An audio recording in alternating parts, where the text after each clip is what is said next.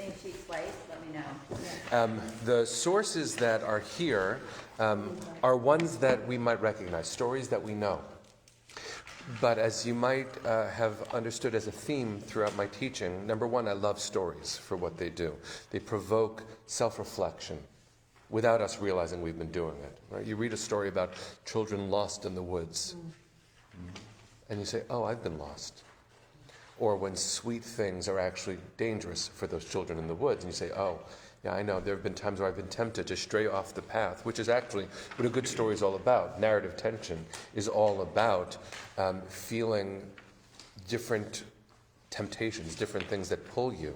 In fact, my favorite musical of all time is Into the Woods, which is all about intersecting stories and the temptation of living more fully, which means not staying on the path that's been prescribed. So a good story gets us to ask questions, and that's why I call this the stories that define us. My goal is for us to look at something familiar as if we've never seen it before, not remember anything about it. Abraham Joshua Heschel famously asked, is there an entrance to the essence? Or are we always recalling things as we see something? So I see you and I see, oh, I have a V-neck.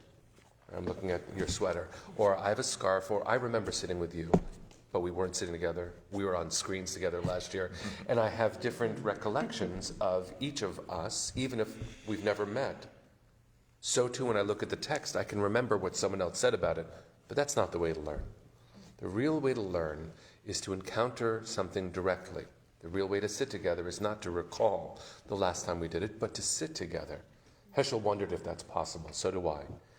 But that's what I'd love us to reach for, to look at these stories and to allow the questions that they generate to percolate in us. You can be a master of a story, but master of self, that's a life's pursuit. So here we go. I'm going to invite you, if you'd like to say a blessing with me as we begin the learning. It starts with Baruch and ends with La'asok b'divrei Torah, to be busy with words of Torah. Here we go.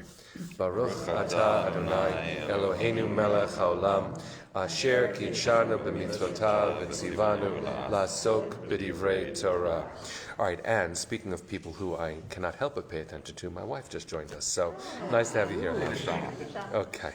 Oh, we got hearts. Okay, good. Maybe they're just for me. All right. Now, the first story we're going to look at is, I call it Paradise Lost, a glimpse of the garden. Clearly, you know where we're going. This is a quote directly from the Torah, Genesis chapter 3. So I'd love to ask someone just to read the English, starting on the top left of the column, starting with when the woman. All right, so go for it. When the woman saw that the tree was good for eating and a delight to the eyes, and that the tree was desirable as a source of wisdom, she took up its fruit and ate. She also gave some to her husband, and he ate. Thank you. Every time we see a verse that, we think we know, the real goal of learning is to see something new. We say, and Ben Bagbag, an ancient sage, said, Hafoch ba v'afoch ba, turn it over and over again. Dechule ba. Everything's in it. Which means Torah and learning is meant to be a revolution, turning it over and over again. Something new will fall out. What's in this verse that might be a little bit surprising? Through Christian eyes, many people hear the term original sin around this, right? Eating from the fruit. And we know that explicitly in the Torah, we're told not to take from the fruit. So it's not hard to make those connections, but that might not actually be what the text is saying when seen through fresh eyes, certainly through Jewish eyes. So let's take a second and think together. What do you see here, even in the English? And if you'd like to use the Hebrew, you're welcome to. What's here that might be a little bit surprising?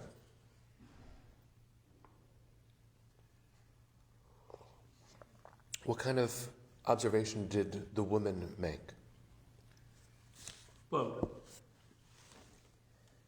and it just hit me. How did she know that that the tree was good for eating? I mean, delight to eyes. Well, she saw that it was good for eating. How do you see that something tastes? Right. I mean, you can see that it looks pretty, but how do you know that it could be poisonous? Right.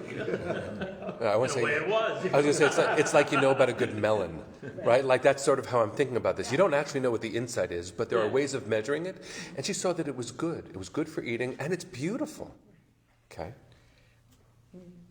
I guess we can talk about why is it a source of wisdom. Good. Right? We are not told in the text by God in advance what the worry is. Yeah. In fact, we should wonder to ourselves, if they shouldn't eat from that tree, why is that tree there? Is this really paradise anyway? Because paradise, presumably, there's no temptation. I can't do wrong because there's no wrong to do. Yeah. This is weird, and in fact, that leads many traditional scholars, commentators, and new readers of the text to wonder whether or not the goal was to get them to eat from the fruit in the first place. Yeah. Wasn't also the tree in the center, so sort of, Well, that's, yeah. you're sort of drawn always to a center. And You're always in there it is. proximity to it, and it's really pretty, and it looks like you can get smart if you eat it, and it's nice to share. And it's the setup. It is certainly set up. I didn't know if you wanted to jump in. I saw that your. I didn't know if you wanted to jump in. I saw that your hand was up No, before. no, I'm just reading it. I don't know if it's any relationship, but I think of Adam and Eve, looking at the tree, eating the apple. Yes, that's this story. That's exactly where we are. And first of all, interesting to note, we don't know that it's an apple. We've always been told it's an apple. Jewish tradition thinks it's An etrog. there you go. It's an etrog. It's Or a a citron, pomegranate. right? Yeah. There are varying traditions. The etrog, I think, the apple, I believe, I remember learning once, the apple came more from Europe, and the way European painters painted it, because they thought, okay, what's a fruit that's that we know that's ubiquitous around here, especially in parts of Europe and England and things like that. Yes. By the way, the rabbis have a disagreement in the Talmud, which is the fun parts. Some suggest that it's actually wheat. Because when this is their first notion of child development, when a child is able to digest wheat, that's around the time that they can start thinking. That's not quite true. We know that from infancy we begin exploring, and learning is an instant gift, right? Even not neurotypical developing children begin exploring in many ways, in measurable ways. But the rabbis don't know what it is, nor should we think we do, which in one more sense is we don't know the story. We think we know the story. But as we re-examine it, just open our eyes. So, what did you... Yeah, go ahead. It just hit me. Why did the Torah say she tried it and said, here, Good. Adam, Well, rather than the other way around? there's... I mean, the whole temptation thing, and the women are bad. That's what women do. It all comes from the story. Thousands of years of misogyny, I think, Yes, comes right out. exactly. Yes, and by the way, just to... I blame the serpent. That's right. Yeah, Well, I blame the serpent. Look, there is a lot to say about the interpretive scaffolds that have been placed on top of this text, and I would say in front of our eyes, and often, for the vast majority of textual history, it was men placing those scaffolds there. Yeah. So the fact that you're asking the question reminds me of something I saw on Saturday Night Live last night, actually. You stayed up to watch that? No, I didn't really watch it last night. I watched it this morning a little bit. I used to stay up, and I love SNL, but there is after the Rittenhouse verdict. So they did a very, very good job of satirizing it. That there's a white woman who's representing NPR, and a black correspondent who I think is supposed to be from CNN. And she said, well, this was shocking. And he says, no, not really. Well, at least finally we'll wake up now and know that this is not who we are. Well, actually, I think this is who we've always been, right? And so the scaffolding that you're noticing, I'm imagining if I were a woman reading this text, I would have known it the entire time, saying, why are you blaming me? And in fact, not only has the Catholic Church, but Jewish hermeneutics, Jewish interpreters have done exactly the same thing, which is one more example, someone brought it up yesterday, of the sibling development of early Christianity and early Rabbinic Judaism. We're all, as systems, tinged with the same, what we now understand as misogyny. And to unpack it, well, it's why men built the balcony, right? So wherever women were sitting, men did the deciding, and that's... So when we look at the text here, the woman saw that the tree was good for eating and delight to the eyes. The Hebrew here is nechmad. It's pleasant, it's sweet. In modern Hebrew we say... Oh, thank you. Slightly different. I appreciate it. I am cute, I know. Right. But chamud, sweetie, that's what we say in modern Hebrew, chamudah. So she saw it was nice, and she took of it and ate. She didn't say, I'm going to do the wrong thing. This is clearly evil, pernicious, and I want to get you in trouble. No. this feels really nice, and I'd like to share it. So when she shared some of it, by the way, the word husband here, which is a translation offered often, that's not actually necessarily what it says. Leisha, to her man. She's an isha, a woman. He's an ish, and he belongs to her. It's a possessive. So our notions of what they are and how they understand each other based on modern concepts of being a spouse, all of this is an imposition on the text. Can I just add? Yeah. It's not only to her man, it's to her man who was with her. Yes, good. I share. Man who what? To her man, ima, who was with her. Right. To her man with her. So that's not even in her. Like, Good. So she possessed him? No, but well, I don't know their relationship, so I wouldn't presume to know. God bless you. But her man who means the man who was associated with her. Possessive is just a grammatical term. It doesn't actually assert ownership. It means belonging in a more, I think, gentle way. Okay. Yeah. Asher ima, though, means that he was there when she ate. Isn't that interesting? We presume that she ate and then brought it to him, but this text might be implying, as you just picked up, he was right there. And he didn't stop her. Right? And he ate. Now let's look at what happens. There might be some enabling going on. I don't. There's a whole bunch of stuff going on, and enabling is only the beginning. All right, so that was the first verse.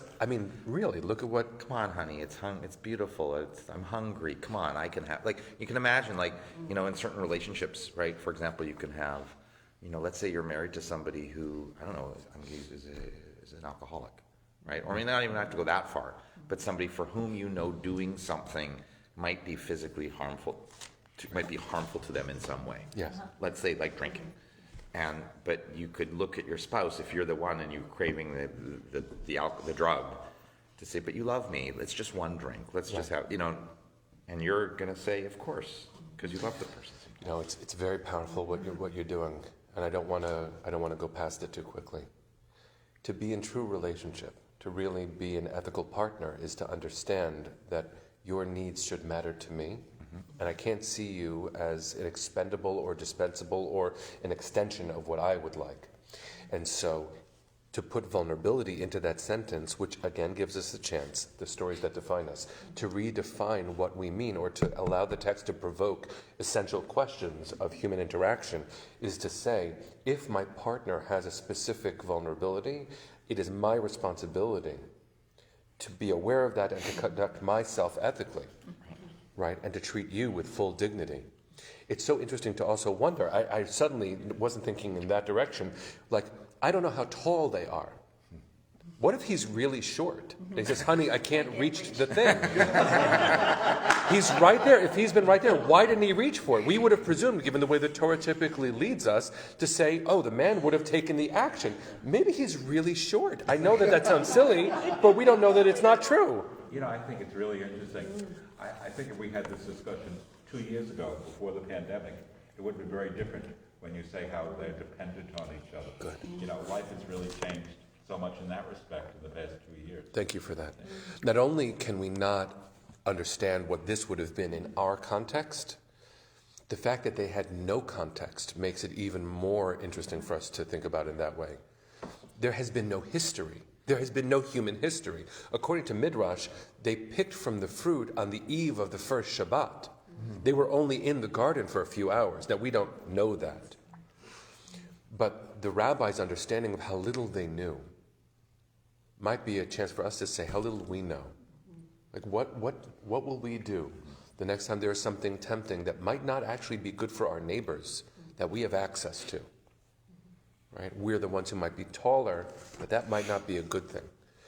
Let's continue with the text. I'm so glad. We might actually spend our entire time on this one section here, that's fine. That whole thing about alcoholics, and we just had this Yeah. situation where we were going to go visit a couple, and the last time we were there, the husband took out a gallon of vodka.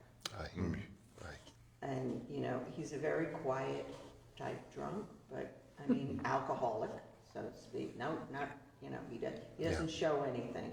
Yeah. But the wife is very complicit in his, and it's a very hard situation. I'm really sorry for them. And we, and after we saw it, this is what, 6 years Alan wrote a note. I wrote a note, and I tried to make it as caring as I could possibly. Yeah. And we haven't seen them again. Yeah, I was imagining I that. mean, I write to her and she writes to me, but we write about the events of the day Right. and the books we read and stuff like that. But no, and even so, last week I wrote to her and I said, maybe it's time for a visit. And she, Yeah. oh no. Well, I not only give you credit, like my wife and I talk about this a lot. The number of friends we have who online right now, in any moment of stress, the only conversation is about alcohol. We are specifically vulnerable, and America's statistics right now in terms of alcohol consumptions and liquor shortages because of, first of all, the trade disruption that's been going on through the pandemic, but also the consumption of alcohol. It's been measured. This is a place where we need to pay attention. I never thought we would have branched into that direction. Branched, by the way, that was a pun. In this conversation, but how beautiful, but obviously tremulous it is. How beautiful it is that that's where we're going with our questions based on a text that has been talked about since the beginning of our history, certainly. And I think part of it is that I lost a friend at age 47 of alcoholism. And I first learned about it when his 18-year-old son ended the funeral service, up in Westport. It was a congregational church, I think. And he lowered the 18-year-old, lowered the boom and told about why his father. I'm so sorry. Had died. So that was in my Yeah. mind, And it would have been easy to ignore it. Yeah. And I don't know. And Well, we haven't seen him again. I'm really sorry. Yeah. But Look, as the he's stories, still going strong. So as the theme is the stories that define us, look how defining that story has been. Right? And I think when we share stories, and we're a small circle here, but there are, 15 people there. Like, I cannot imagine, and I'm not saying this hoping that it's true, I cannot imagine that you're the only ones who have had this specific encounter. And my hope is that by sharing it, you've also helped people without knowing it. Right? So I hope that there's comfort here for you, and I hope that people are listening very well. To be loving when we offer an observation for someone else's sake, that's hard and important. It takes bravery, and it often comes at a cost. But not doing it comes at a worse cost. So let's move through this story now even more tenderly than I certainly anticipated. I'm sorry, I didn't mean it, but it just, when you brought it up. It was, No, don't be sorry at all. I feel like Torah is meant to be a place, literally, meshiv nefesh, that gives us our souls back, right? And that means honesty. Our souls have been where they have been. Torah is a gift that brings them back. So I feel that was important and an added value. I just add, I think we're in a world with a little more danger in a different way now with the internet. And people can do terrible things online and then get caught, get embarrassed, lose their jobs. And it's so tempting because you've got this device in front of you all day long. By the way, it makes me think of, the rabbis ask, what kind of thief is worse? There are different Hebrew words for different kinds of robbery, as there are in English. So there's a gazlan and a ganav. Right? A ganav, you probably know, is it, right? So a ganav steals during the day, a gazlan steals at night. Which one is worse? And they land on the gazlan, the one who steals at night, because they think no one's watching. The internet has made it never night. Everyone is always watching. It is very, very, it's unimaginable that I could do something that someone wouldn't know about. And if I'm willing to put it online, we're often taught in workplaces, you should only write as an email or post online something that you'd be comfortable reported on the front page of the Times. Yeah, but it's tempting and there's addiction involved, Oh, yeah. Oh, fruits come in all shapes and sizes. Yeah. All right, so let's, I think it's a really important point. It's also a source of wisdom. Yes, right, exactly right. The same thing can be a source of wisdom, and maybe the cost is worth it sometimes to venture into this unknown thing, but it is always fraught, right? Challenging new things are always fraught. Zoom can be a gorgeous thing, but I hope you didn't experience. But at the very beginning of the pandemic, Jewish community was pivoting to entirely online, and the anti-Semitism that was prevalent in so many of these online concerts. I remember my wife was performing once from our home via a colleague in Los Angeles, a cantor who was bringing together their community, and it was actually so heartwarming and comforting, and there were older members of the shul who really struggled to figure out how to use it, and they worked hard, and they went to each other's homes to teach each other how to use it, and somebody showed up with a swastika on the... And so that means that technology can be used for incredible good and pain. Similar to the internet being a source for goodness and way too much exposure, right? And sometimes you don't know that you're being exposed. Until you eat the fruit. Until you eat the fruit, right? All right, so who knew one verse of Torah would be? And the answer is we all did. We all did. So let's go to the next one.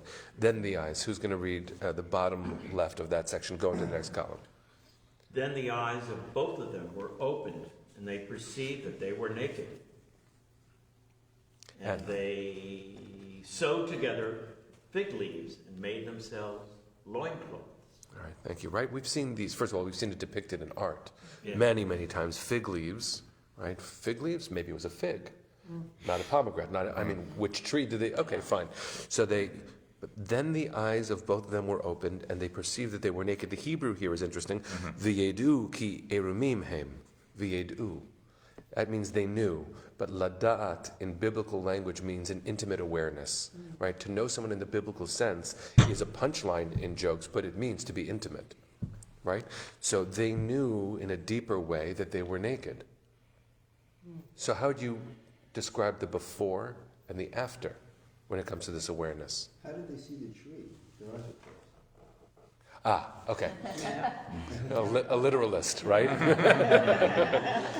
So, look, let me answer from a place of heart, not a place of text. Maybe they could see, but they didn't really pay attention to what was in front of them. Look, last night we had this, and I pointed to it, and we spoke about it as we walked in just now. Not last night, Friday night, Erev Shabbat. We all have to be vaccinated to be here. We weren't packed in the sanctuary. So the invitation to take off mask, I don't think I've ever seen a human face as much as I saw your faces. I don't entirely mean that right. Thank God, knowing someone, being close with someone. My wife's face is incredibly precious to me, my children. But suddenly I was looking at your faces, and I've never felt like my eyes were that open. It was a shock, and a welcome one, a scary one. In that moment where I suddenly saw, I felt like my eyes open. It doesn't mean my eyes were physically closed. So I think that's the best answer, but what a gift it is to use a very, very real example, speaking personally, but for us. So what is it before their eyes were open? What was nakedness to them? Let me ask a question. Did you just say that the Hebrew, about the perceived they were naked, was the word that indicated intimacy in the sexual sense? Knowing doesn't have to mean sexual intimacy, but it is an intimate way of knowing.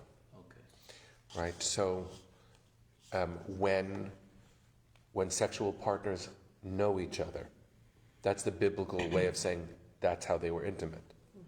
But lada'at doesn't have to mean sex. It can also mean to more intimately know. A deeper comprehension maybe is a way of saying it. I'm having a personal flashback that this text has never read it this way all of a sudden. So when I was young, I was sitting in services, and we were praying, and my mom said to me at one point, like, what are you praying for? This is when I was probably between 10 and 12. And I said, I'm praying for wisdom. That's what I want. And she said, don't pray for that. Like, that's not, you don't want to pray for that, because she knew what does it take to gain wisdom. I mean, Wow. And this text just spoke to me in that way that, that's not something you want, right? Like, this, right? Like, because what you have, anyway, I'm just having that, Wow. and I Wow. actually haven't thought about that in years, for some reason, reading this text today. How old were you? Somewhere between 10 and 12, I think. Really? and that's First of what all, wanted I was going to say, do. right, That's credit incredible. to you that you said I was praying for wisdom. Wow. Right? By the way, we say, V'navi levav chokhmah. We often in Yizkor services, we say, Limnot yameinu keodah, let our days count, right? Number our days, teach us to number our days, and grant us a heart of wisdom, right? The chokhmah, you know, so I'm not, how deep it is that you prayed for that, and maybe how loving it was that your mother wanted to protect you from knowing. Exactly. You know, a modern cinema version of this is The Matrix. There are a lot of versions of it. There's But a if new you one saw coming out. I know. I saw the preview. I saw the preview too. It actually didn't look so bad, but I'm ready to be disappointed. Me too. Yeah, the original Matrix. Because now they're like, By the way, they're like, how much older are they than like, You mean how much older are we? we? Thank you. Yeah, okay, no, but fine. Keanu Reeves, like, you know, Those are the stories that define us. The Matrix was a brilliant it's right. depiction. I finally figured out my own theology of how the world works. Oh, At funny. the end, like, Oh, we have to have that conversation. In fact, let's just only talk about that. The Matrix, for those who didn't see it, and it's not really a spoiler, is that it is a false world, digitally constructed, and when you become aware of that, you can't go back. So be careful, right? The kind of knowledge. Which is an Isaac Asimov kind of. Exactly. This is all. First of all, science fiction is often the deepest theology, right? Often I look at Orson Scott Card, who's one of my favorite authors, and his science fiction, including Ender's Game and other very popular books, reveal his Mormon theology. He's a very devout Mormon. So it's powerful to see how these stories that we tell often point to things that we worry about or dream about. And when they become aware after eating of the fruit that they were naked, it means that they were naked already. But now they were curious. Now you and I might say, how delightful.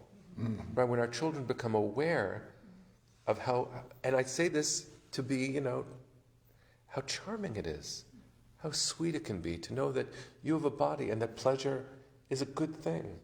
To explore that is actually so healthy and wonderful. Judaism has never been a repressive faith. That's not been our practice. Pleasure is wonderful. How powerful it is to see the birth of that. But we're often taught when we read this text or when we hear about it to not see it as a positive. They were ashamed, so they had to cover up. Well, a faith practice that tells me to cover up my body because I should be ashamed, that's not, in Jewish terms, that's not healthy. Modesty is different than shame. Did they cover themselves up because they were ashamed, or because they were modest, or because they were suddenly like, oh, I've got those? Right? It's so right. They were cold. Right? Actually, may I interject Yeah, for a please, second? please. So, may I interject for a second? No, that's interesting. When you said about things that remind you of your childhood, I must have been, I don't know, 6 years old, and a family Careful friend. what you say here. Family friend was visiting, and I don't know why he told me this story, which actually I found many, many years later. It was like a Yemenite midrash. That the idea is that in the garden we were actually covered, according to this midrash, from head to toe with the same substance that makes up our fingernails and toenails. Right. And that was right. It was, I don't remember what this is called, but Cellular? No, it's not. Keratin. What is it? keratin, Yeah. right? And it was there to protect us from the elements, right? Because and as well from like bumping into things, because and that the moment we ate from the fruit and we were aware, one of the punishments was that we lost that outer shell, which if you think about that in an interesting, like losing your shell, Yeah. and that we were left with it on our fingernails and toenails sort of as a reminder of. Right. Oh my God. That actually moment feels in time, yeah. very in sync with all of this. You know, the Kabbalists, it might have been the same text, I'm not sure. The Kabbalists use the word or, ayin vav resh, which means skin. That or is related to or, aleph vav resh, which is light. Right? And that there's a permeable nature to this skin. Right? That there's light within and there's light without. But only by shedding that protective layer.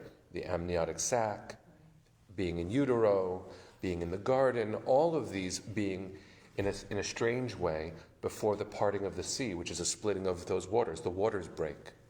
right? There is a birth metaphor throughout tradition. Mysticism picks up on it, but I don't think I remember how protective that outer layer here was. Look at what happens immediately afterwards, and I want to make sure during the time that we have, at least that we finish this small section of text. By the way, rabbi points, all right, I give rabbi points sometimes. What is it called? Do you know this? A unit of sacred text. It's one of my favorite words. Great for Scrabble. Pericope. Spell it. No. Pericope. Right? Pericope means a unit of sacred text. I have very few words like that, and I love them. Okay. Oh, it's funny. So my wife just said rabbi points. She knew. Right. So, by the way, my son loves hapax legomenon. And there's another one, lacuna, right? Means a gap in the text. But the way to remember it is lacuna matata. Okay. All right, so next verse. They heard. Who would like this one? Someone who's not yet read. I'm pointing on my page to where it is, right here. They heard the sound of the Lord God moving about in the garden at the breezy time of day. And the man and his wife hid from the Lord God among the trees of the garden. Okay. Anyone ever really pay attention to this verse? I mean, I have. I prepared the thing, but even I'm like, really? And not only that, the sound of the Lord God, I used a translation straight from Sepharia. That's not the Hebrew. V'yishma'u et kol Adonai Elohim mitalech bagan. L'ruach hayom.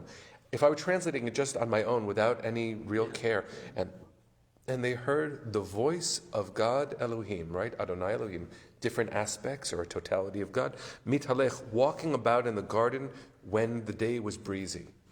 And by the way, why did they know the day was breezy? Because maybe they weren't as protected and they felt the wind on their skin. And now they were much more aware that nothing had been covering them. Right? They were entirely comfortable until they were not. But it's not the sound, it's the voice. It's not the sound, it's the voice. Now, first of all, even if it were the sound, we should be shocked that God is walking. Wait, I thought God was God. God doesn't walk.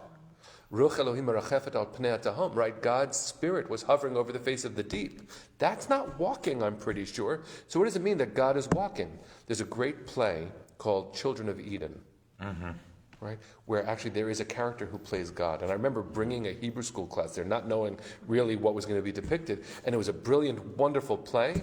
But I was like, you can't do that. God's not a character that walks, except, oh, wait. He's like a plantation owner striding around. Oh, wow. I didn't make that up. I heard somebody say that. And stuff. About this verse? Yeah. Oh. Okay. Yeah. Look, I said before, let's excavate and not use recollection to be the prism through which we see the verse. That's incredibly shocking, and it's going to take me some time to think about that. The role of God vis-a-vis the people in the garden, right? So there isn't yet, yeah, because of where the text goes. Their punishment is to till the soil. To kill one. To till the soil, to farm, and that pain and. All right, I don't know what to do with that except to acknowledge it and to think about it. Got the opposite idea. Go ahead, please. That, God was, My wife. yeah. The woman behind the man. As I a mean, that connect. God, I felt like God was them. I mean, that they were all one. So what did they hear then? They heard the sound of the Lord moving about the garden at the breezy time of day. The man and his wife hid from the Lord. I mean, I just feel like it's part of their thinking process of being scared of something or hiding just because they're nervous, or, but just God is all around. Wow. It's interesting because the typical way of understanding the text is that this is a world that is a world of differentiation. That what makes the discernible world that we have, where there's a table and there's a person and there's a shirt and there's a phone, that is a world that gives me the illusion that there's a difference between you and me. At core, it's oneness. But our perception of the world is such that there's a difference between things. It's interesting that maybe this can be the dividing point, that what they hear is suddenly an awareness that God is not them. Deep down, God is, but suddenly they're more, this is what we would call individuation, right? A different stage of development. can I, right, that they heard the voice of Adonai Elohim, but the word choice for the verb is interesting, right? It's not holech bagad, it's mit halech bagad. It's reflexive. Yeah. So, right, so they heard the voice of God. How do you, what's the walk? But it's not just walking. It's So, like, yeah. Was being promenaded. but that's passive. There's some passivity in there. This isn't passive. Was This is causing to walk? something. But I don't know. How do You're you right. walk with yourself? I mean, you. No, I do that all the time. Thank you. Well, we walk by ourselves all the time, but like to shave, for example, is lahit galech, because you shave yourself. Right, and lihit kalech, right, to shower myself. Right, there are many examples. Lihit palel, Right. right, to pray Or is literally to judge myself. Yeah, So what is it to mitalech, to lehitalech? I don't know. And is the voice related to ruach? That's the other. Right? Good. Like, what is Right. Good. is it related to the breeze? Is the voice related to the breeze at all? As it Yeah. mitalech as around the garden? And is it related to the same ruach Elohim merachef al pnei hamayim, the spirit of Right. God hovering over the face of the earth? By the way, also to add to it, and I see a dear friend of mine, Amy April, is making a comment online. I often bring in that Alan Rickman played a character named Metatron, which is actually a Kabbalistic angel in the movie Dogma, Yes. which is the distinct voice of God as opposed to God, right? Who's played by, right, Alanis Morissette, Right. Yes. A woman. which is awesome. And when at the end, when she opens her mouth, and Everything, because were God to actually speak, so goes it's really a the thought. powerful movie to go watch. Yeah, Called the- Dogma. Yeah, I think I It's- referenced it You yesterday. did. It's a little weird. It's like it's a Yeah, little. it's so good. But it's so good. I have to watch Also, it now with my no kids. one reads liner notes anymore because there is no such thing. We download and stream. But Kevin Smith, who made the movie, the liner notes are so foul-mouthed, but also so theologically profound. He's a brilliant, brilliant thinker. Thank you, Amy, for that. And a friend is suggesting that mithalech means to walk inward. I'm not really sure how to do that, but thanks, Alyssa. All right. They heard God moving around, and Vayikra Adonai Elohim El Ha'adam Vayomer Lo Ayeka. You can see that I highlighted this in bold and in purple because purple is awesome. It's your favorite color, right? It's also mine. Where are you? The Lord God called out to whom? Ha'adam, which doesn't necessarily mean the man, as I have you in translation here. So I'll say it in a second. And said, where are you? Now, Adam is actually related to the word Adama, which means earthling is a better translation than man, right? Of the earth. It would sound awkward, but then again, we're talking about the first people. It's going to be awkward. So the gendering of the text is problematic on its own. The point is that God says, where are you? It's a very powerful word. It's related, it's the same spelling as the moaning of God in despair at the destruction of the temple in Jerusalem in the book of Lamentations, which is called Echa, the same spelling as the word Ayeka. So this question is an essential one, and I used it, I don't know how much further we're going to get on the pages, but because the essential questions that the text provokes us to ask are sometimes right there. What does it mean when God says, where are you? What do we know about where they are? We just read something. They're hiding. So what does it mean when God asks them, where are you? Do we think of the philosopher's God, who's all-knowing, all-powerful, all good? Does God know where they are? And where's she? Well, right, so if it's gendered, where is she? Ultimately, the where are you, I apply, because Adam from Adama could mean the person. I want to Humanity. for now, Called out to address it, humans. in the most existential way. Does God know where they are? And if God knows where they are, what is God really asking? Or does God not know where they are?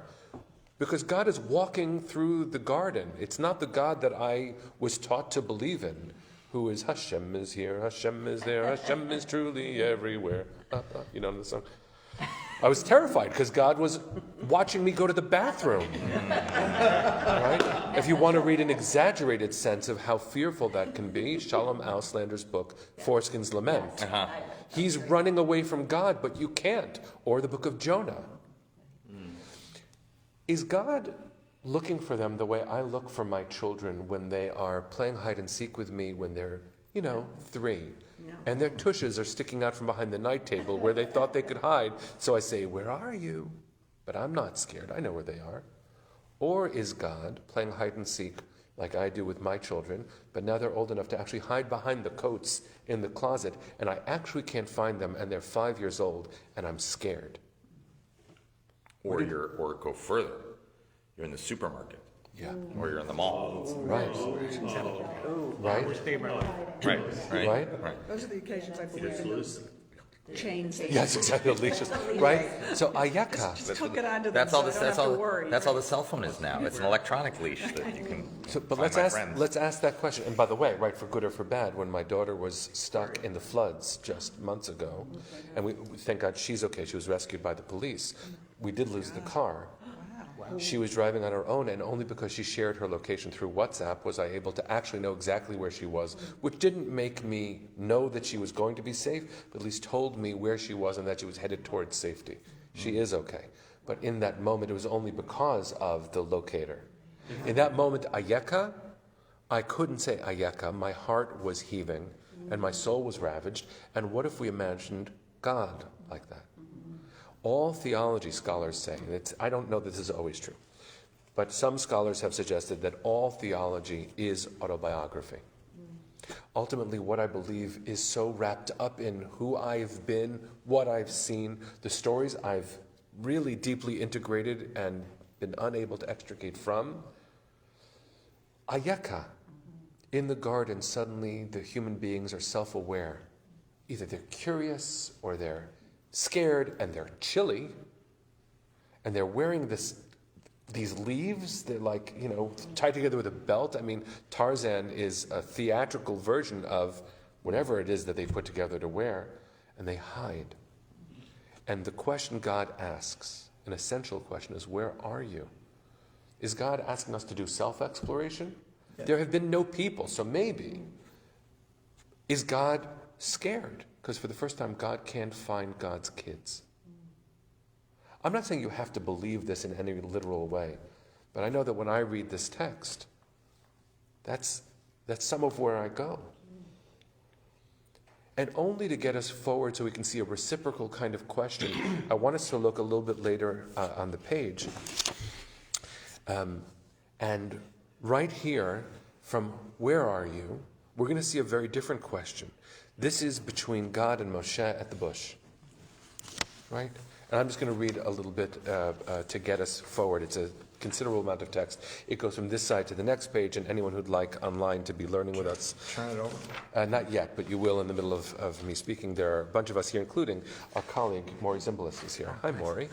Right, so he suggests, I want to read it out loud, could it be God's own revelation that despite the power and majesty of the Adamah, the earth, even the Adamah, even the earth, is powerless to choices of humankind? All right, that's really deep. I love you too, my friend. Wow. Wow. All right, back to Shmot, because it's easier than that question. All right, so Moses said...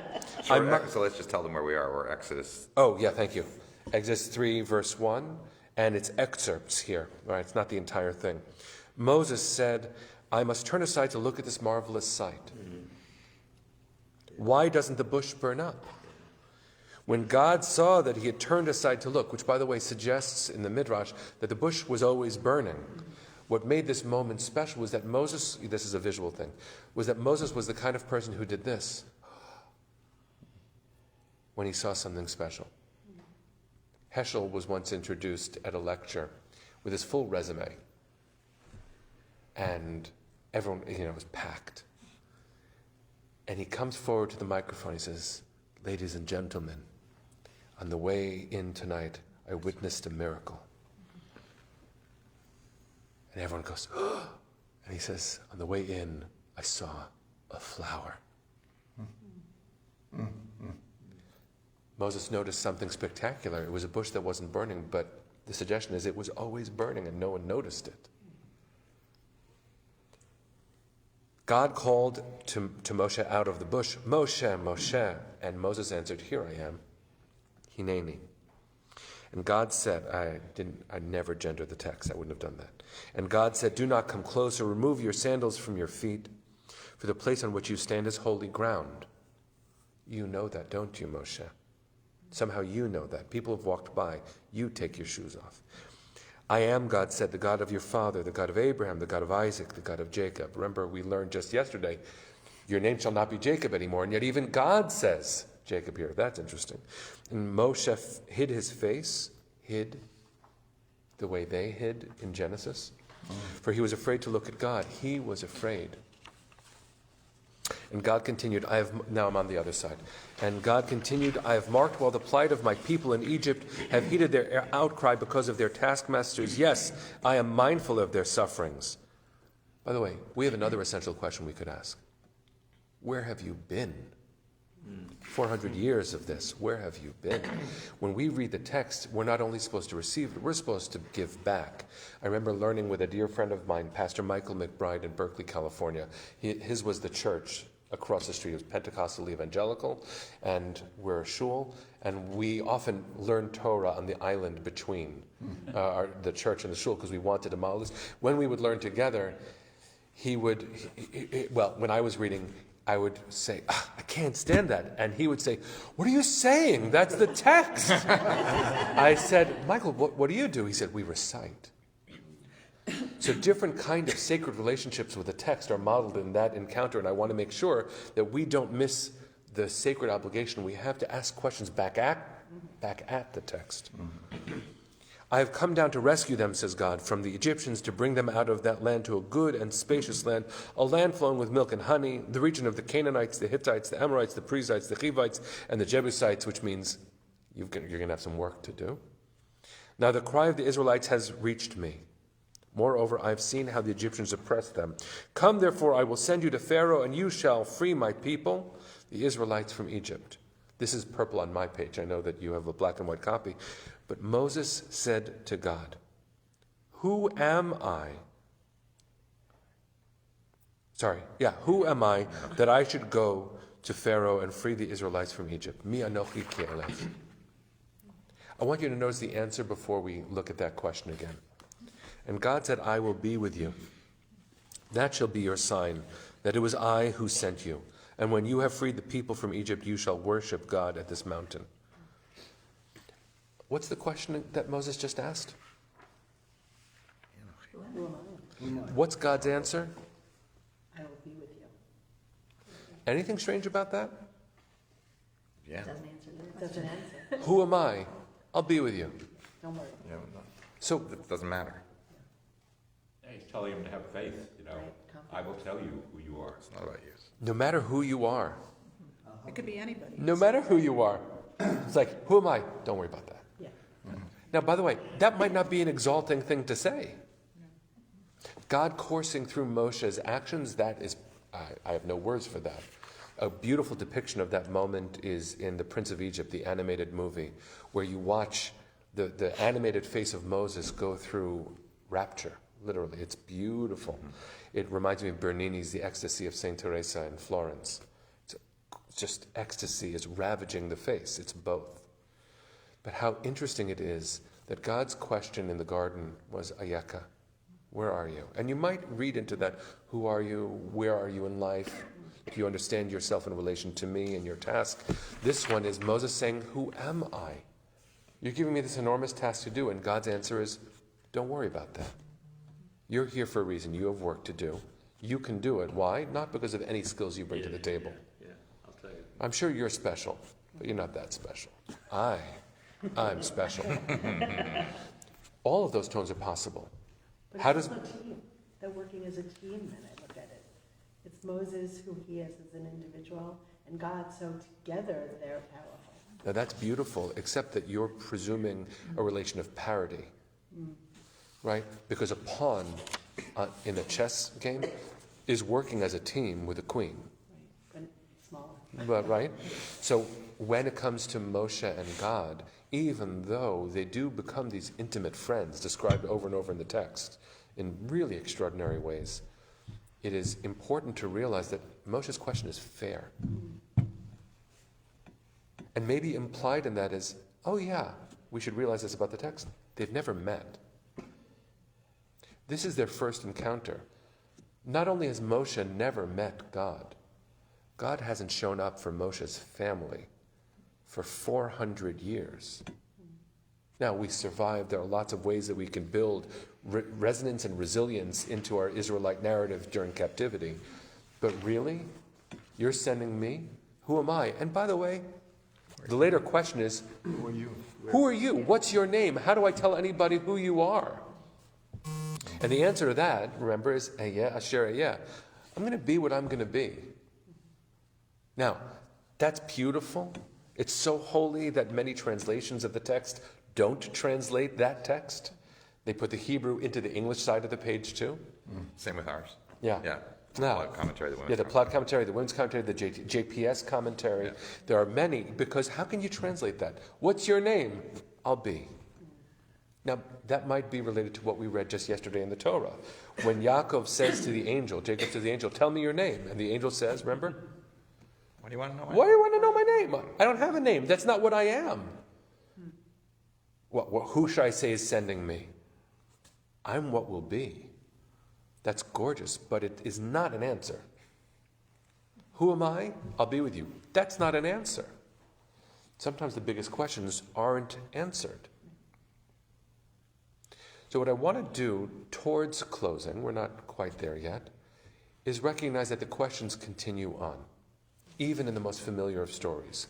We know these stories. I've chosen very well-known stories to reveal how not well-known they really are. And along the way, give us the chance to say, oh, I'm there. Or, oh, I have that question. Right? I mean, to see in God walking through the garden, in someone's metaphoric understanding, a plantation owner. Of what? A plantation owner. Yeah. Right? Not where I went with it, but now I can't help but be thinking about it. That's what happened to me. Right? Always read that. I don't think that's a simple gift, but that is an incredibly important gift. It's a layer of the text which isn't about the literal meaning of the text or even about theology necessarily, but certainly is about the way human beings have treated human beings, how images of God have thought that some of them have more of that image than others. Right? Famously, I quoted Rabbi Erwin Kula before. He taught, he said, when I believe I have more God than you, I'll go get a gun. When I believe I have more God than you, I'll hurt you. I'm more entitled. And by the way, we shouldn't see ourselves as so removed from that because of this little phrase in American history called manifest destiny. Oh, really? Or Columbus discovered this place? Really? We're about to have Thanksgiving. You want to really unpack a story? Right? It's not about cornucopia, it's also about smallpox blankets. What we have to be able to do is see the stories and not abandon them. That's not what we do. Yes. We have to know that that part of the history is going to be within us as we move forward. There's some of Jacob, even when we become Yisrael. But the big gift of a Jewish way of approaching text, by which, I've shared the story of learning with my friend the pastor, is to recognize that our questions are an essential part of revelation. It's grounding even when it's painful. We respond even when we're uncomfortable, especially when we're uncomfortable. And I believe, this is my theology, it doesn't have to be yours, right? Is that God is growing with every question we ask. God is learning with every layer we unpack or add or remove or rewrite. We don't have a successive text. We don't believe that this is outdated because we won't allow it to speak only in its own voice. It speaks through ours. We are the voice walking through the garden because no protection anymore. It's not only gloves off when it comes to our relationship with the text, it's also raw and exposed nerves as brave, courageous partners with God. More and more. Yeah, It's Mel. arguing against banishing statues just because we're uncomfortable with some of the other truths. Well, It's about expanding rather than just throwing out. having my home relocated to Richmond, Virginia, when my parents moved there, them living just a few blocks away from Monument Avenue, where Confederate soldiers, who, by the way, we call Confederate soldiers and generals, what we should say is where traitors had their Yes. statues erected in defiance of the Union's victory, of American victory. There are really tender and delicate aspects to what I'm about to say. So I'll just say it for me. Relocating them and placing them in the proper place, which is historical artifact, similar to the way I look at a Nazi flag. And recognizing that artists like Hilda, what's his last name? An incredible modern artist who created a modern version of those victorious sculptures. I don't know if you've seen it. It's in front of the Museum of Fine Arts in Virginia, of a young black man astride a horse, wearing Nikes, and it's pointing right at Daughters of the American Confederacy, right, which is the next door building. Right, how we treat our history and what we treat as sacred is incredibly important, because American Revelation, which is a great book, and American Creation, which is a great history telling by Joseph Ellis, it is important for us to recognize how much agency we have when it comes to the sanctification of American history too. What's the anthem? What should the anthem be? These are questions. How recently was something adopted as a symbol? When was the statue erected there? Yeah. Was it a rebellion against the advances of civil rights, not just after the Civil War? Right? We have to identify the writing of history as inclusive, which means we can't just receive. So Melanie, I've been a little stuck on the plantation owner, but no, because I actually then remembered something that you said yesterday, Menachem, about when we left Egypt, we were not free. Right? We were, and I took that to mean that when we left Egypt, we were choosing, or our master chose us. So in that same way of maybe a plantation owner, which is like a different kind of master, right? But it's kind of a softer way of saying it, right? Is that still thinking of God as master, but when we were left Egypt, we weren't entirely free. We were accepting Adonai as our...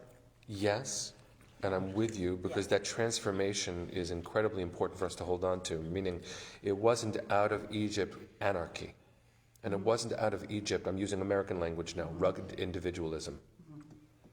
Right? That's not the strain of nationalism or of family building that we were called to, but the word master has such terrible connotations that it's hard to use it in the dignified way that you, I think, are implying. I'm trying to. Right? Which is also one of the reasons that some people in modern theological conversation are very uncomfortable with the word God. We use source, divine, the sacred. It's very, very powerful to recognize how uncomfortable words are because of their connotations and the masculinity usually associated with God, which is totally wrong. But God has been used in the way, partially because Hebrew grammar doesn't allow for a non-gendered word, especially when it comes to God. That's why Shekhinah, the feminine presence of God, is incredibly comforting. But the problem is that even that word, in its origin, is a less than when it comes to the hierarchy of God's emanations. There's a lot to say about this. Here's what I want to do for 3 reasons. One of them is we have some more on the page. Number 2 is I'm at 24% of my battery because we've been broadcasting. And number 3 is we set out a certain schedule for the learning. So what I want to do is have a clean learning, and then we'll stop the broadcast when we get there, and I won't run away. We can still talk and have a nice time. On the 3rd page that you have, the top left says go and learn. And for those online, you can go to safaria.org and go to the Talmud, the book of Shabbat, page 30b. I skimmed and took selections here. I excerpted what we're going to be looking at, but you might know the story. I'll read it to get us where we're going to go. The sages taught. There's a very well-known story, at least part of this. There was an incident involving one non-Jew who came before Shammai. Right. There are study partners who actually just historically never met. Hillel and Shammai are always described as opposing friends, but their schools, their students maybe encountered each other. They never did. Yeah, it's very interesting. So the non-Jew said to Shammai, "How many Torahs do you have?" Shammai said, 2, the written Torah and the oral Torah, what we would call text and interpretation, right? Biblical text and interpretation, rabbinic interpretation. The non-Jew said to him, with regard to the written Torah, I believe you. But with regard to the oral Torah, I do not believe you. Right? I'll accept biblical text, which, just so you know, Sadducees and Pharisees, that was the big dividing line there. Right. Not only those two sects, but primarily those two. Pharisees became the proto-rabbis, where interpretation of biblical text was the commanding voice. It's what we now are in different ways. Convert me on condition that you will teach me only the written Torah. Give me half of your stuff. By the way, the interpreters are Shammai and Hillel in their generation, so I'll trust what you received, but not what you are. Right? So that's not your teachings. Right? Not your teachings, right? Shammai scolded him and cast him out with a reprimand, right? What would you do? Yeah. The same non-Jew came before Hillel. This is why we have Hillel houses on campus, right? You'll see. Who converted him based on that same condition, right? And began teaching him Torah. So I want you to notice this too. I have no idea what policies different communities have around conversion, but often it's a very arduous process, and often there is that terrible urban legend that became real, where a rabbi will say, no, no, Oh, right. no, Right. which communicates three things. This was a stump speech I've offered many times to people curious about Judaism. It convinces you that I'm mean, go away, geh avek, right? No, that's number two. Judaism's not worth it. Three, I don't think you're thoughtful. So I usually then say, no, you're pretty brave. You showed up. You've been thinking about this. And Judaism is awesome. And I try not to be mean. I don't think Shammai was, anti-good stuff. But his method drove somebody away. Maybe he should have. What lines do you draw when it comes to communal belonging? But Hillel converts him and then teaches him. On the first day, Hillel with his student, right? Hillel showed him the letters of the Aleph Bet and said, Aleph Bet Gimel Daled. The next day, Hillel reversed the orders of the letters and told him that an Aleph is a Taf. Right? It's a hermeneutic tool called Atbash. No one really ever uses it except some Kabbalists did. But the convert said to him, probably confused, that's not what you told me yesterday. And Hillel said to him, you see, it's impossible to learn what's written without relying on an oral tradition. Didn't you rely on me then? Rely on me now. Which means you can have the biblical text, but until you understand it, until you play with it, until you interpret it, until you apply it, it won't mean anything. So work with me here. You trusted me? Trust me. And what Hillel does in that moment is he brings him in a way that Shammai does not. We can debate the merit of both methods. But for now, let's keep going and you'll see why. Oh, you won't see why. You won't see why, because I cut it out. Right. There are three iterations of this. The most famous story, which is not on the page, is the one where the person who's not Jewish comes to Shammai and says, teach me the Torah on 1 foot. Teach me the Torah while I'm standing on 1 foot. And Shammai takes his builder's cubit and chases him away. Right, builder's cubit, the thing that you use to build a structure safely. It's a measuring stick. Right. Which I think gives us also a hint as to what Shammai did for a living. Right, which is? He was a developer. Right. And engineer it just right so that it'll last. The same person goes to Hillel and says, teach me the Torah while I'm standing on 1 foot. And he says, what is hateful to you, do not do to your neighbor. The rest is commentary. Go learn. Again, Shammai, maybe for a legitimate reason, says no, draws the line, chases him away. You're arrogant, you're mean, you're a no-goodnik, go away. I don't trust you. Hillel says, come close.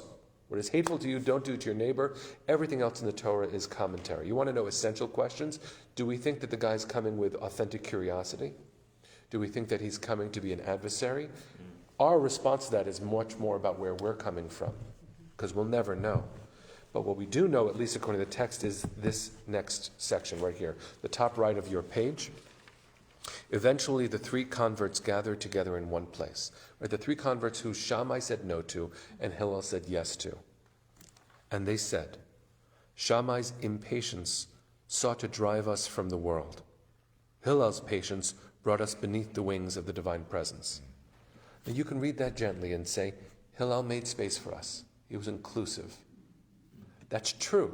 And it is the reason why we say this is the Hillel house, right? On campus and elsewhere. That's why Hillel actually wins the halachic conversations, the Jewish legal debates, throughout text except for, I think, 8, 18, 10 examples. Small number, given how countless their debates were. But Shammai sought to drive us from the world. You ever really, I mean, maybe this is the first time you're hearing that text, but let those words in for a second. Shammai sought to drive us from the world. Do we wonder their mental health when they ask those questions? The example you don't have here is this guy who literally is knocking on Shammai's door Erev Shabbat over and over. And the text, I'm not embellishing at all, says Shammai was in the shower. I mean, not the shower, but was washing his hair. And so, Hillel, Hillel! And Hillel runs out and he literally, water is streaming. He says, how can I help you? And the guy says, why do these people have flat feet? Was that the same one? Yeah, the same text, in the middle of it. And by the way, why do Babylonians have flat heads?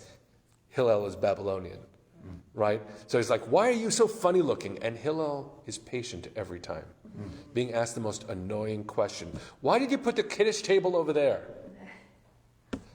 Why is, the projector for our Siddur, our visual tefillah, on that side? I always sit over here. I can't believe you're still asking me to wear a mask and be careful out of sensitivity to other people. Don't tell me to do. There are really modern examples. Now, on the one hand, policy is there for a reason. Shammai's building stick is real. That's not a wrong thing. Why do we need security? Because unfortunately we need security. Why? Because there are answers. But sometimes, if we can safely say to ourselves, oh my God, maybe he's not okay. I don't want to abandon this person. Now, I had that example pretty recently when we celebrated the launch of this new book at UJA. Somebody came who we didn't know, was vaccinated, but didn't seem okay. And we were scared that we were going to send that person away and they were going to be all alone. And because of the tender care of colleagues both on the security team, we were able to accompany them until we knew that they were okay, and we've kept track. But we read the story of the person who stood on one foot and said to Shammai, tell me everything while I stand on one foot, and we usually say, he's the wicked child. And a wise rabbi pretty recently used the metaphor of the children at the Passover table to explain why that cannot be the way we treat each other. We don't cancel each other out when we're difficult. Right? That's not the Jewish way. Hillel's way managed to hold on to somebody when somebody else thought they were discardable. And in our really vulnerable current moment, not only as Jews, but as people, Hillel's way has to be heard through the voice of those he saved. The 3 converts, the 3 people in these stories that we know, at least one of them we know well, they gathered together in one place and said, Shammai almost killed us. We were that close. Shammai's impatience almost drove us from the world. God forbid. God forbid for these poor souls' sakes. Do I think Shammai's a bad person? I don't know Shammai. Do I think Hillel's a hero? I don't know Hillel, really. But Hillel managed to save 3 lives because they were on the brink.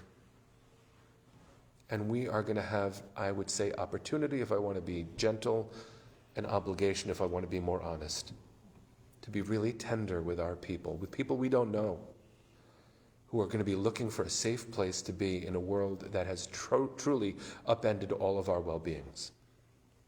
The next steps might be as hard as the ones behind us. Look at the final text on your page, and I'll close with this, even though obviously I've, the stories that define us. Opened it up. I'm just like, pew. Yeah. And to those who are online, we have to find a way to love each other. We have to find each other, and this is going to still be a way. A dear friend of mine just signed on, Rabbi Karen Beyer-Silberman, who was the president of the shul when I was an assistant rabbi in Sharon, Massachusetts, and then went to rabbinical school herself. And if one person has modeled how to make art from difficult and hard moments of life, it's you. So thank you for being here, my friend. And we have to learn how to do that. Have to go on our life's path knowing that vulnerability is going to be there in us and in those who come to us, and they won't always tell us how they're feeling. We have to prepare to be flexible the way Hillel was, which means learn this stuff. This is from the Talmud, the book of Menachot. It leads to a famous section of the text, which I actually shared with you all yesterday, where Moses appears with God, doesn't understand why God is putting the crowns on the letters, and God introduces Moses to Rabbi Akiva, who makes meaning later. And Akiva is saying things in the name of Moses that Moses doesn't understand. Moses feels lost in his own world. This leads into that. So you're not going to see the story, but here's a surrounding text. The sages taught in a Braita. Actually, Rabbi, you read this one. Thanks. The sages taught in the Braita, all of the vessels that Moses, let me just, that word, because what is this? Right, so you have, it's sort of, the best way I think to define a Braita is all the film that fell on the cutting room floor that the editor that the editor chose not to actually contain in the text that we showed on the screen, but it's still there. It still exists as sacred text, and therefore it can be referred to and brought back. Okay, that's probably the metaphor there. The sages taught in a Baraita, all of the vessels that Moses fashioned were fit for his generation and were fit for future generations. Yet the trumpets that Moses fashioned were fit for his generation, but were unfit for future generations. So think about this. In the Torah, there are countless vessels for the tabernacle, for the Mishkan, that Moses was called to create, and artists like Bezalel and architects and the people were part of building together, and some of them would last, right? Even lost, like the ark that Indiana Jones recovered. Yes. Right? Some would be forever, but some would only be for that generation. What is it about a trumpet? Maybe, this is an imaginative question for us, that makes it limited in its usability for one generation. Just think about that. Why a trumpet? It's a voice. It's how I think it means like how we communicate, how we speak. Could be how a text is conveyed, is fit for one generation, but needs to evolve for another, and it is be spoken in a different way. It's not the content of tradition, it's the communication of it. When we davened only on Zoom, because we didn't have a choice, what this building represents was held by zeros and ones.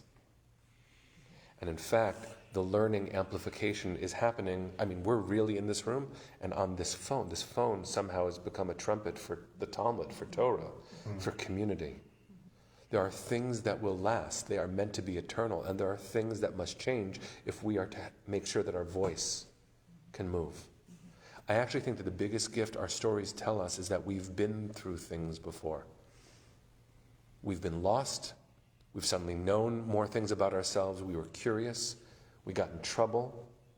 We noticed burning bushes. We noticed that we were naked. And God asked us, and God answered, and we were...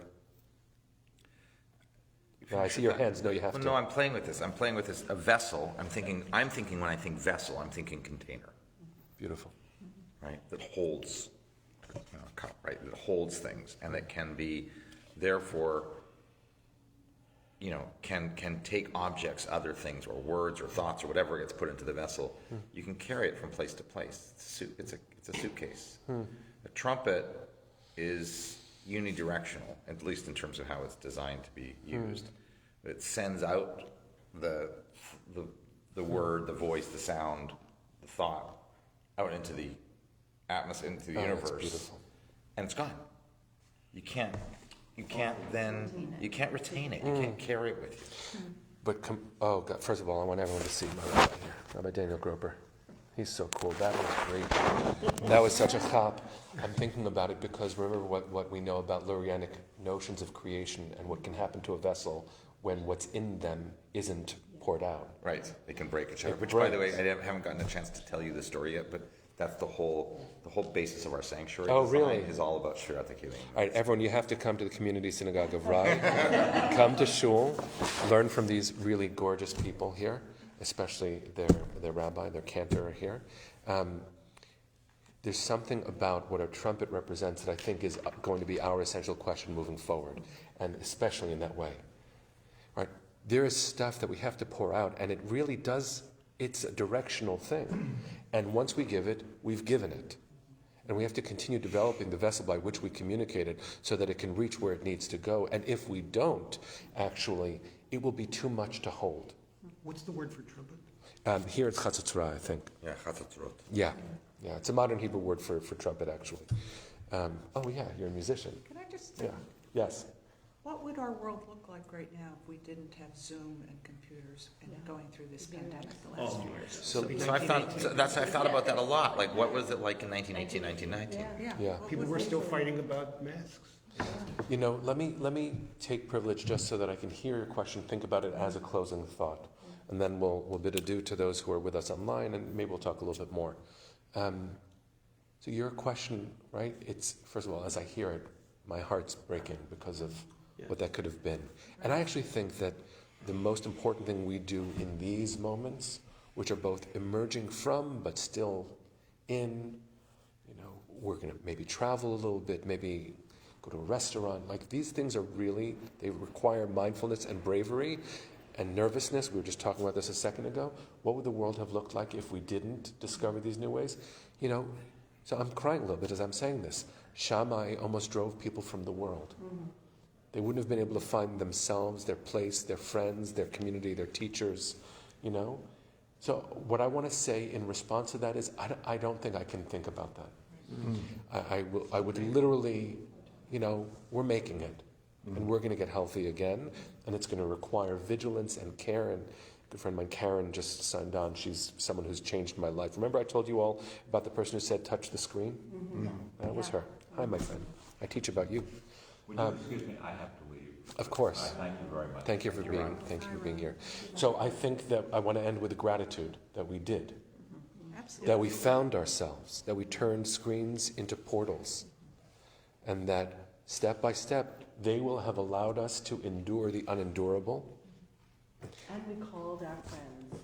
Right. In Community Synagogue, we reached out Yes. to our entire community in many ways to make sure, check in, are you okay? Yes. So I want to bless you all that you don't get less creative, because the urgency is still there, even if it's a little bit less visible. And that we see this generation's trumpet as something we are in the middle of molding. Right? What you have done, the modern iteration of a synagogue that this is, that allows accessibility, needs to be everywhere. So I would simply challenge you in closing that you should consider yourselves obligated to make your model of communal building replicable.